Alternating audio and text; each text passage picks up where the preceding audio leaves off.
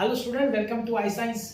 आज का मेरा जो जेईई मेन का क्वेश्चन है वो टॉपिक एक्सपेरिमेंटल स्किल्स भी है, पता नहीं 11th के और 12th के, जहाँ पे अलग अलग जो इंस्ट्रूमेंट यूज करते हैं उस पर क्वेश्चन पूछे जाते हैं। तो ये आपका 12th के बेस पे करंट इलेक्ट्रिसिटी बेस पे जो एक्सपेरिमेंट्स है उस पर क्वेश्चन है।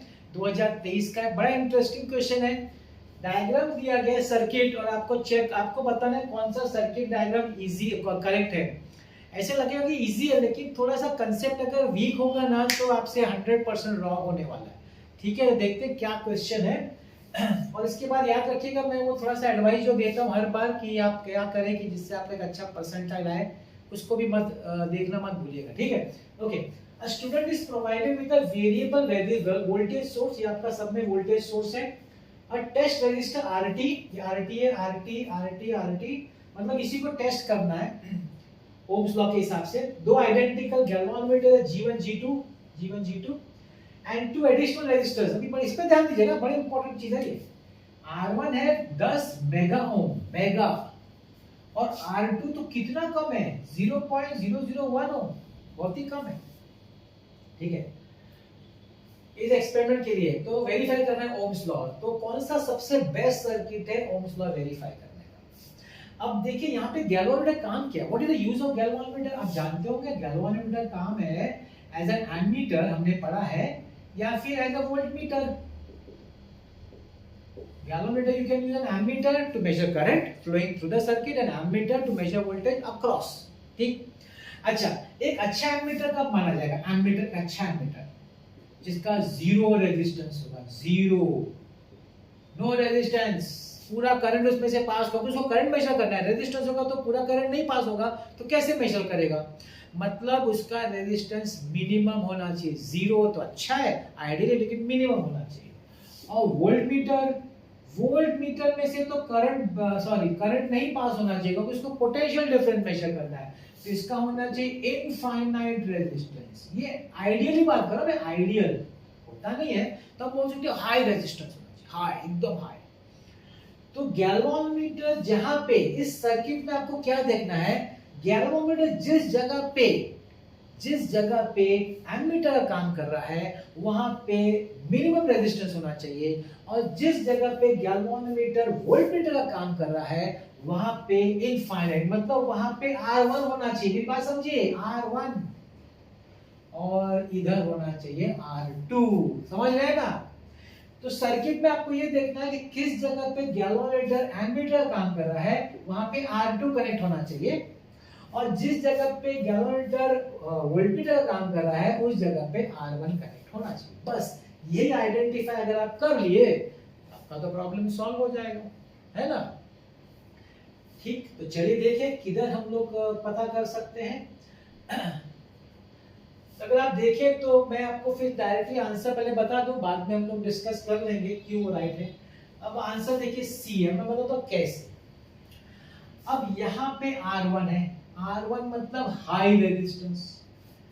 तो ये वोल्टमीटर का काम क्यों कर रहा है, क्योंकि वोल्टमीटर हमेशा टेस्ट रेजिस्टर के अक्रॉस कनेक्ट होना चाहिए। मैं पहले आपको राइट बताता हूं, फिर बताऊंगा दूसरा क्यों रॉन्ग है। अक्रॉस मतलब ये वोल्टमीटर है, तो वोल्टमीटर में तो R1 होना चाहिए ना। वोल्टमीटर मैंने क्या बोला, R1, और यहाँ पे R2, तो R1 हाई रेजिस्टेंस बराबर। अच्छा, ये अलोंग द सर्किट है, सीरीज में है, RT के सीरीज में ना। RT हमारा टेस्ट रेजिस्टर है, उसके सीरीज में, तो ये एमीटर का काम कर रहा है। एमीटर के लिए ये मिनिमम रेजिस्टेंस होना चाहिए, जिससे कि करंट शंट पड़ा होगा ना, शंट रेजिस्टेंस तो मिनिमम होना चाहिए, तो ये यहाँ से फ्लो हो सकेगा। तो this is acting as an ammeter, और ये वोल्टमीटर, इसलिए राइट है। अब आप देखिए तीनों क्यों रहा, बता देता हूं। अगर ये अक्रॉस है तो ये वोल्टमीटर काम करेगा, तो वोल्टमीटर के लिए तो R1 चाहिए ना सर, ये R2 है भाई, रॉन्ग हो गया उधर, है ना। R1 चाहिए, R2 है गया। चलो यहां देखिए, ये वोल्टमीटर है, G1 R1 तो दिस इज अक्रॉस। अब यहाँ पे हम लोग देखेंगे, अब यहाँ पे देखिए क्या प्रॉब्लम हो गया।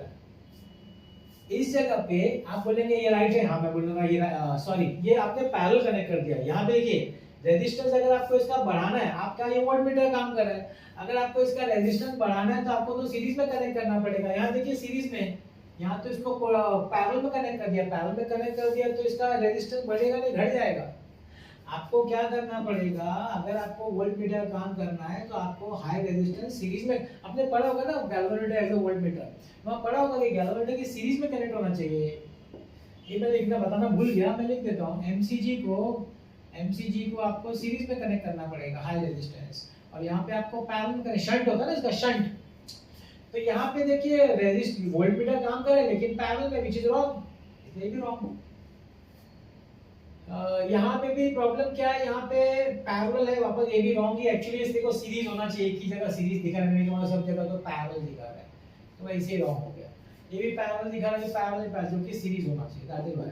और सब तो ठीक है, ये मेन इस जगह पे हो, ये तीनों जगह पे है ही नहीं। वोल्ट मीटर के लिए गैल्वेनोमीटर के साथ हाई रेजिस्टेंस सीरीज में होना चाहिए, वो सिर्फ एक ही जगह है और कहीं नहीं है।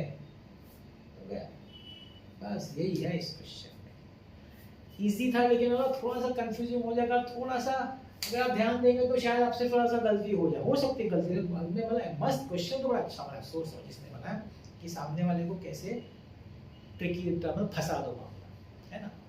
ओके, अब मेरा नेक्स्ट पार्ट ये है कि मैं आपको थोड़ा सा बता दूं कि आप क्या करें जिससे आपका अच्छा पर्सनल आए। तो स्टार्ट में इसी से करता हूं कि भाई अगर आप एंट्रेंस एग्जाम देना चाहते हो तो समझ लीजिए कि ये आपके लिए 5 दिन का टेस्ट मैच है, न कि 5 घंटे का T20। मतलब ये एक लंबा प्रोसेस है, टाइम लगता है, प्रिपेयर करना पड़ता है, बहुत पेशेंस रखना पड़ता है, लगे रहना पड़ता है, तब जाके जीत हासिल होती है ना।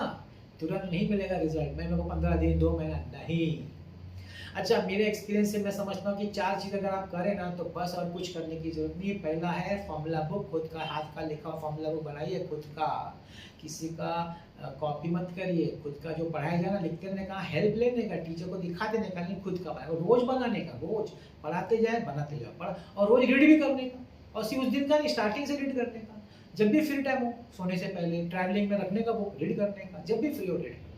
पता है क्या फायदा होगा आपका, जब आप पूरा कर लेंगे ना एंड तक, तो आपका आधा, आपका 50% हो गया, एंट्रेंस का 50% मार्क्स मिल गया आपको, बिना कुछ किए, सिर्फ वो फॉर्मूला बुक कर रीड करके, रोज रीड करके। दूसरा काम, 2 अच्छा सा MCQ बुक लीजिए और प्रैक्टिस चालू करिए। जैसे टीचर ने कंसेप्ट टॉपिक सिखाया ना, खुद करने का, टीचर के भरोसे, टीचर के लिए नहीं रुकने का, टीचर कराए ठीक है अपने को करने का। मेरा मानना ये है कि टीचर आपको MCQ सॉल्व करने में मदद नहीं कर सकता, क्योंकि MCQ सॉल्व करना एक स्किल है, स्किल खुद डेवलप करते हैं, खुद डेवलप करना पड़ता है, कोई नहीं करा सकता, ये हमको खुद डेवलप करना पड़ेगा, क्योंकि इसमें टाइम लगता है। टीचर आपको कंसेप्ट सिखा सकता है, फंडामेंटल समझा सकता है, बेसिक समझा सकता है, उससे रिलेटेड टॉपिक को एक्सप्लेन कर सकता है, लेकिन MCQ जो सॉल्व करना है वो स्किल है, वो 1-2 दिन में नहीं, उसमें टाइम लगता है, जो आप ही कर सकते हैं। तकलीफ होगी, होने दीजिए, नेचुरल है, तकलीफ होगी, नहीं होगा, फ्रस्ट्रेशन आएगा, टाइम लगेगा, लगने दो, करो, नहीं आता है पूछो, डाउट सॉल्व करवाओ, और ये भी एनालिसिस करो कि मुझे क्यों नहीं आया, हो सकता है वापस मिस्टेक करे, फिर एनालाइज करते करते करते करते जब महीनों बीत जाएंगे ना, महीनों, एक दिन आएगा जिस दिन आपका स्किल डेवलप हो जाएगा, अनलॉक हो जाएगा। पता है उस दिन क्या होगा? उस दिन आप ओरली बहुत सारे सम्स ओरली सॉल्व कर देंगे। ऐसे भी बच्चे हैं भाई ओरली सॉल्व करने वाले, आप भी कर सकते हैं। आप सोचिए वो दिन आएगा तो आपका क्या फीलिंग आएगा, है ना। बस तीसरा इंपॉर्टेंट चीज है PYQ देखने का। PYQ से आपको पता चलता है कि कितना इंटरेस्टिंग क्वेश्चन, आपको पता चल रहा है कैसा कैसा क्वेश्चन, हम लोग वैसे प्रैक्टिस करें। और मेरा PYQ देखने में देखिए, अब मेरे पास नीट है, जेई मेंस है, एडवांस है, आप सब देखिए ना, आपका सिर्फ कंसेप्ट स्ट्रांग होता जाएगा जितने बार आप देखेंगे, और कुछ नहीं, इससे फायदा ही होगा, करने की जरूरत नहीं, सिर्फ देखने का। और लास्ट और सबसे इंपॉर्टेंट टेस्ट, हफ्ते में 2 टेस्ट मेरा मानना आइडियल है। एक टेस्ट उस वीक में आपने जितने भी PCM के टॉपिक्स किए हैं उसका एक टेस्ट होना चाहिए, PCM का कंबाइन, और स्टार्टिंग से लेकर अभी तक का एक दूसरा टेस्ट होना चाहिए PCM का। 2 टेस्ट, स्टार्टिंग अपने को भूलना नहीं है, वो भी तो करना है ना, तो वो भी होना चाहिए। ऐसा 2 टेस्ट कस्टमाइज होना चाहिए। बड़े बड़े क्लासेस का ऐप होता है जिसमें आप कस्टमाइज टेस्ट दे सकते हैं, या फिर आजकल ऑनलाइन परचेज भी कर सकते हैं, लेकिन ऑनलाइन फ्रॉड से बचिएगा, और ऑनलाइन अच्छे से जेन्युइन मिलता हो तो करिएगा। कस्टमाइज टेस्ट से आपको फायदा, क्योंकि जो आप कर रहे हैं उसका टेस्ट होना जरूरी है, और टेस्ट के बिना एनालिसिस बराबर नहीं हो सकता, तो वो भी बहुत जरूरी है। ठीक है ना, बस इतना करिए, किसी की आपको जरूरत नहीं है, सिर्फ टीचर होगी, टीचर जो आपको सिखाएगा उसके लिए, और डाउट सॉल्विंग, और सब आप ही कर लेंगे। आप देखिएगा आपसे सब हो जाएगा, सब कुछ, है कि नहीं। तो बस मेरा वीडियोस भी आता रहता है, देखते रहिएगा। आज का वीडियो देखने के लिए बहुत बहुत